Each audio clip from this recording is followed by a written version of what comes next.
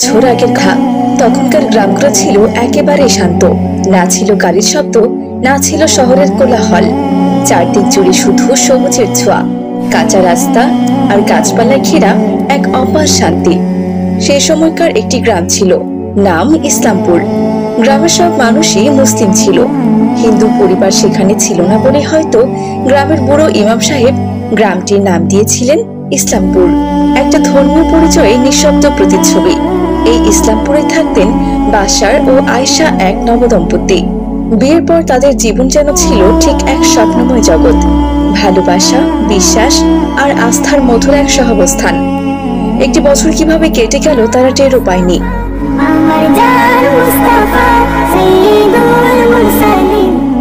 সময়ের পরিক্রমায় একদিন আল্লাহর অশেষ রহমতে আয়েশার কোল জুড়ে এলো এক ফুটফুটে কন্যা সন্তান। সেদিন তাদের ঘর যেন সত্যি পূর্ণতা পেল সে ছোট্ট মেহমানের আগমনে। আলহামদুলিল্লাহ, আমি কন্যা সন্তানের বাবা হয়েছি। এর থেকে খুশির খবর আর কি হতে পারে।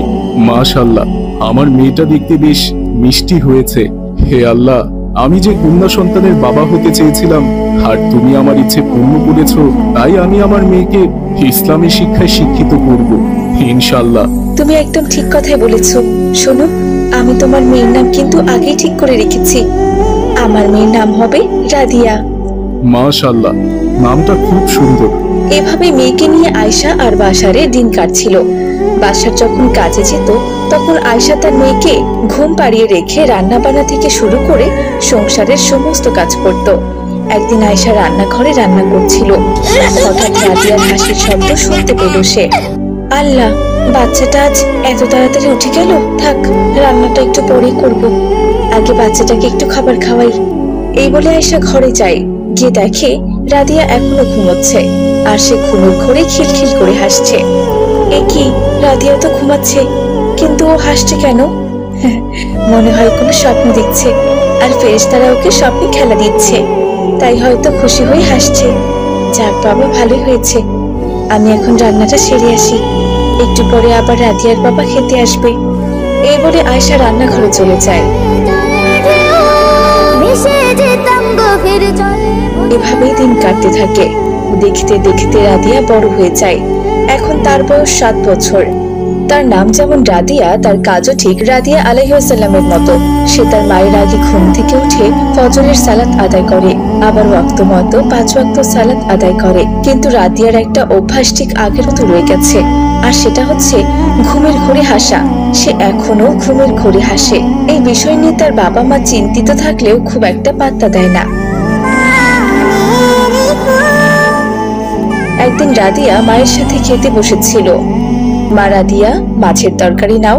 তখন থেকে শুধু ভাত নিয়ে বসে আছো যে? নাও নাও, তরকারিটা নাও।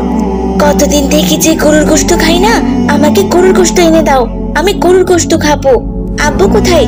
এখনই ডাকো, আমার জন্য গরুর গোশত আনতে বলো। কোথায় গরুর গোশত? হ্যাঁ, এসব তুমি কি বলছো মা? গতকালই তো তুমি গরুর গোশত দিয়ে ভাত খেলে, তোমার মনে নেই? তখনই সেখানে আব্দুল্লাহ আসে। কি ব্যাপার রাদিয়া, তুমি এমন ব্যবহার করছো কেন? তুমি তো এর আগে কখনো এমন করনি। এই কি আব্বু, তুমি আমাকে এভাবে বকছো কেন? আমি কি করেছি? মা, রাদিয়া, তুমি হঠাৎ করে গরুর গোশত কেন খেতে চাইছো মা? তুমি তো কালকেই গরুর গোশত দিয়ে খেলে। যাই হোক, তোমার বাবা বিকেলে বাজার থেকে তোমার জন্য গরুর গোশত নিয়ে আসবে। আর রাগ করো না মা। আমি কেন রাগ করবো আম্মু? আমি কি তোমাদের উপর কোনোদিনও রাগ করেছি বলো? আমি তো ভালো মেয়ে, আমি কখনোই কারো উপর রাগ করি না, সেটা তোমরা ভালো মতোই জানো। তাছাড়া আব্বু কেনই বা গোশত আনবে? এত গরুর গোশত খাওয়া স্বাস্থ্যের জন্য একেবারেই ঠিক নয়। আমরা তো কালকে খেয়েছি, তুমি কি ভুলে গেছো আম্মু? কিন্তু রাদিয়া, তুমি তো একটু আগে বললে তুমি গরুর গোশত খাবে। না আম্মু, আমি আবার কখন গরুর গোশতের কথা বললাম? তোমার হয়তো বা ভুল হয়েছে, তুমি তো মাছ রান্না করেছো, আমি তো মাছের তরকারি চাইলাম আম্মু। আমার মনে হচ্ছে আমাকে নিয়ে আজকাল তুমি একটু বেশি চিন্তা করছো, তাই হয়তো তোমার মনে হয়েছে আমি ওটা খেতে চেয়েছি। সে না হয় ঠিক আছে মা, কিন্তু আমার এত বড় ভুল হলো। যাই হোক, তুমি খেয়ে নাও মা। এভাবেই দিন কাটছিল। দেখতে দেখতে রাদিয়ার বয়স 18 বছর হয়ে গেল। এখন তখন তার বিয়ের জন্য অনেক সম্বন্ধ আসে। একদিন বাসার একটা ভালো ঘর দেখে মেয়ের বিয়ে ঠিক করে। মা রাদিয়া, এই বিয়ে নিয়ে তোমার কিছু বলার আছে মা? না আব্বু, আমার কিছু বলার নেই। তোমরা যা ভালো মনে করবে তাই হবে। তোমাদের উপর আমার আস্থা আছে। তোমরা সব সময় আমার ভালো চাও। আলহামদুলিল্লাহ, আমি তোমার উত্তর শুনে সন্তুষ্ট হয়েছি মা। আল্লাহ তোমাকে নেক হায়াত দান করুক।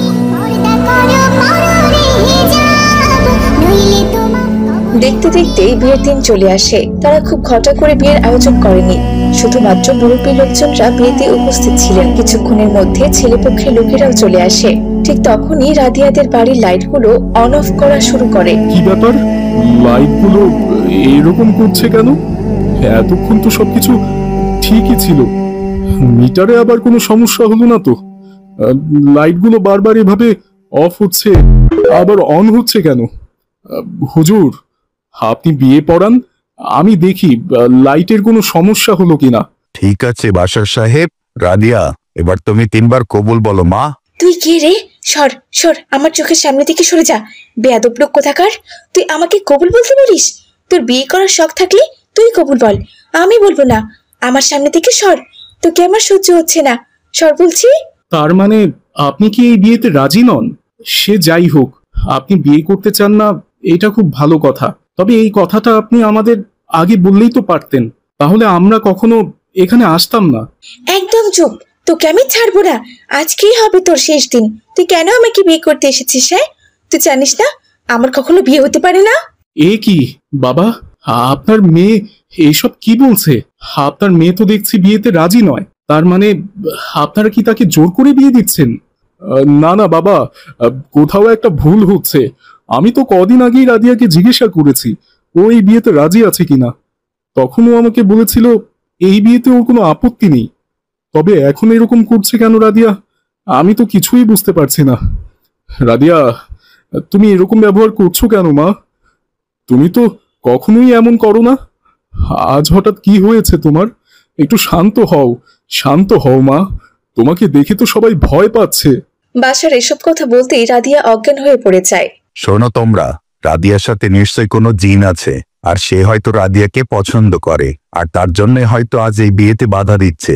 তবে এখন কিছু করা যাবে না, যা করার বিয়ের পরেই করতে হবে। কিন্তু হুজুর, আমার মেয়ে তো অজ্ঞান হয়ে পড়ে গেছে, এখন কিভাবে বিয়ে হবে? তাছাড়া বিয়ের সময় যদি ওই জিন আবারও বাধা দেয় তখন? চিন্তা করো না বাশার, আল্লাহ তাআলা সব কিছু ঠিক করে দিবেন। আমি এই বিয়ে দিয়েই ছাড়বো ইনশাআল্লাহ। এই বলে ইমাম সাহেব এক গ্লাস পানিতে কিছু দোয়া আর সূরা পড়ে তা রাদিয়ার শরীরে ছিটিয়ে দেন, আর সাথে সাথে রাদিয়ার জ্ঞান ফিরে আসে। তারপর ইমাম সাহেব আবারও রাদিয়াকে কবুল বলতে বলেন। তখন রাদিয়া খুব শান্তশিষ্টভাবে কবুল বলে বিয়ে সম্পন্ন করে। ইমাম সাহেব, বিয়ে তো হয়ে গেছে, কিন্তু আমি তো এভাবে রাদিয়াকে আমাদের বাড়ি নিয়ে যেতে পারবো না। আপনি ওকে সুস্থ করার ব্যবস্থা করুন, আর ওই জিনকে তাড়ানোরও ব্যবস্থা করুন। তুমি কোনো চিন্তা করো না বাবা, এই জিন কোনো খারাপ জিন নয়, এটা ভালো জিন, তাই ওকে তাড়াতে খুব একটা কষ্ট হবে না।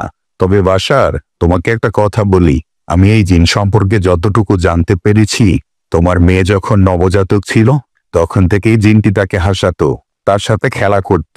সবচেয়ে বড় কথা, এই জিনটি রাদিয়ার ঘরেই থাকে, আর সব সময় রাদিয়ার কাছাকাছি থাকার চেষ্টা করে, কারণ সে রাদিয়াকে পছন্দ করে। তবে রাদিয়া যেহেতু 5 ওয়াক্ত নামাজ পড়ে, জিনটি কখনোই তার কোনো ক্ষতি করবে না, বরং দুষ্ট জিনের প্রকোপ থেকে সব সময় রাদিয়াকে হেফাজত করবে। তুমি এক কাজ করো, কোরআনের আয়াত দিয়ে পড়াই পানিটুকুকে খেতে দাও, তাহলে ও নিরাপদ থাকবে।